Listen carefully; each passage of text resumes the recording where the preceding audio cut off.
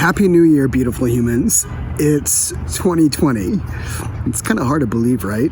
Where did all the time go? I've been meaning to throw out a vlog now for quite some time, and after watching Casey Neistat's awesome New Year's vlog, I was inspired to get going. So let's do it. I know it can be so hard to let it go. Take your victories where you may. Don't you know something good takes time anyway?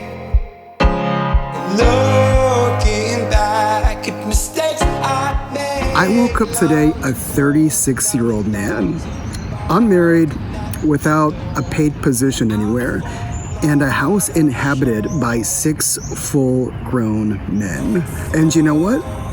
I'm pretty happy, though I couldn't always say that. When I was young, I was so fixated on the future, on what lied ahead, and that was because I hadn't really lived life yet. My contribution to the world at that point was making a pot of rice for family dinners and chucking all of my dirty underwear under the bed before my friend John came over. So I wanted to be something other than an elementary school boy. When I was 5, I wanted to be a policeman, and I'm not really quite sure why. I think maybe it was the fact that my parents let me watch Cops 2 hours every weekend. Bad boys, what you gonna do? What you gonna do when they come for you? And then when I was 7 years old, I wanted to be a cartoonist. I was better at drawing than everyone in the 2nd grade, so I thought, maybe I can make a living off of this. My life was so future-focused because it was so much more fun to think about the possibilities than what I actually had in front of me, which included a room that I shared with my 2 sisters. And who could blame me, right? Now that I'm 36, my life looks so much different. I still think about the future, sure, but I'm getting to realize that my past has really contributed to who I am today.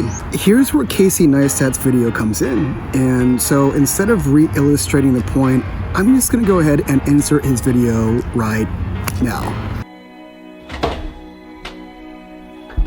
I just mean that when you think of the scope of your life, that's a unit of time we all understand uniquely. I'm 38. I know what 38 years means. And 1 year as a percentage of that is pretty small. So we all get one lifetime. This is the constant. No matter who you are or how long you live, you only get one lifetime. And a year, or the years that make up a lifetime, well, this becomes the variable. I'm 38, she's 5.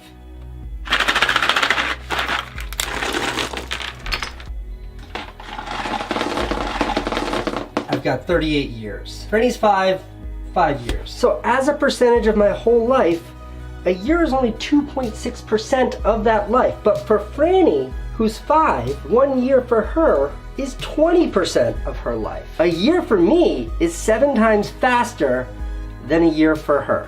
Remember being a little kid? Remember how long a year seemed? It was like an eternity. Now think back to last year. And the thing that I've recently come to appreciate is how much of that life you spend focusing on the future versus focusing on the past.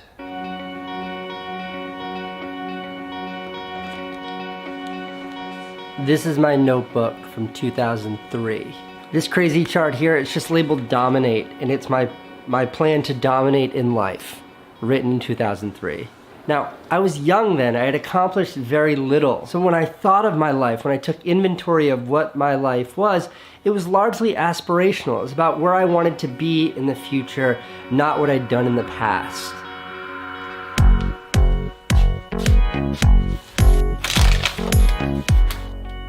So this is life, this is where you start, this is where you end, and this is me. A life is defined by the things you've done in the past, as well as the things you aspire to do in the future. Looking ahead, looking back. Where are you going? And as I grew up, especially as I became like a teenager and when I moved to New York City, I realized that what defined me were my aspirations, were the things that I wanted for myself in the future. So if you imagine being a 19-year-old me and saying, 19-year-old Casey, tell me about yourself, I wouldn't have talked about my past. I wouldn't have talked about the C- I got in 10th grade English, or that I had a job that I hated, or that I lived in a tiny apartment with 3 roommates.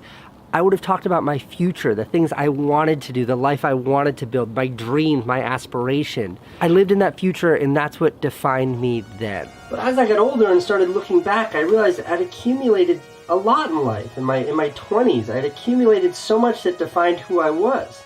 I was still largely defined by my aspirations, but my past started to feel like it was contributing to who I was then. Okay, so I think this illustration is very provoking because it really conjures to my mind an idea that I haven't really thought of before. The idea that we don't really think of our futures as much when we grow up. I think this is true, but only to a certain point, because I believe the way that we chase our future is actually relative to the quality of the way we've lived our life in the past. This whole concept hit me when I interviewed my dad in Santa Clarita. Okay, so Dad, what are you looking forward to in the future? Looking forward. I just want to be happy. What does that look like for you? I don't know. It's kind of uncertain. How old are you now? It's 74. Okay, so now that you're 74, do you feel like you value your life a whole lot more than you used to? Yeah. I think so. Yeah. Why do you think that is? I'm getting old, I guess. We're gonna die soon. So, what do you think defines you a whole lot more now? Do you think that your vision for the future defines who you are now, or do you feel like a lot of your past defines who you are? My vision for the future, I guess. Yeah, I hope. Yeah, I hope my future's more happier, I guess. Is that because you have regrets? I guess, yeah. I guess I have regrets, yeah. And so you want to fill your future with less regret? Oh yeah. Less regret, yeah. Interesting, right? It gets me thinking that our lives don't necessarily look like this all the time. It rather looks more like this. A bit of dried fruit, craisins. I actually wanted raisins. Raisins are much worse than craisins. While others, gotta throw these in for good measure. Look like Reese's Peanut Butter Cup Minis. Gotta love those. And a few of what Casey Neistat uses in his vlog. Some M&Ms. You see, Casey assumes in his video that all years are made equal, but they're not. Some years are horrible. I know mine were. Some years were good, while other years were quite exceptional. I would have thought that at this point of his life, he would have said that his past would have contributed more than his future, but it didn't. Why? Because of one word, regret. My dad's past is filled with so much regret that his life looks like this, a bunch of dried fruit, which makes him hope for a future that looks a little more like this.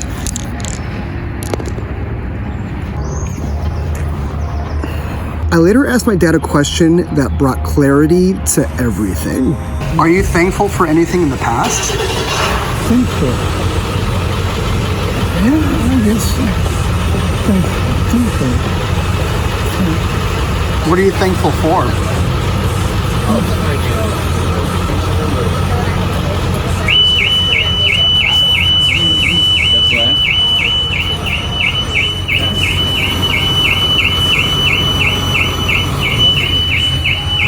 What am I thankful for? You see, it's hard to enjoy your life when you can't be thankful for anything now or in the past. So how could I say that I'm happy with no current job, no certainty of the future, or a wife to come home to at the age of 36? Let me show you. If I'm honest with you, my past looks a little like this. Pain from losing a friend to suicide. Torment from dating people who were just as insecure as I was. Hurt from being backstabbed by the people I trusted most. And anguish from hating myself. But when I'm thankful for the things that I've accomplished, for the change that makes me confident in who I am now, for the many reasons I have to live, and for God's faithfulness to say that if it's not good, it's not done, everything flips. I embrace the past that contributes to me today, and I look forward to a brilliant future filled with the promises of a loving Father. You see, I might not be married, but that doesn't mean I don't know how to treat a woman. I'm not the CEO of a top 500 company, but that doesn't mean I wasn't ever a successful businessman. I may not have ever fought in a war, but that doesn't mean that I've never served. I may not be known in any church for anything at all, but that doesn't mean that God hasn't seen my faith. And I may not have given the biggest contribution to the world, but it doesn't mean that I won't. Be thankful, beautiful humans. And I know that wherever you are, whenever you are, however you are, you'll love your life just a smidge more.